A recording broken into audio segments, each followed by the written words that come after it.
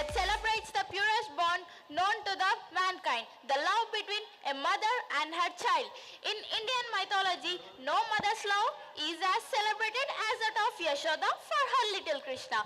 Our next performance is set to the soul-filling melody of Muddugare Yashoda Mungita Mutti Mi Vidu Diddarani Mahimala Devaki Sutudu. So join your hands and welcome them.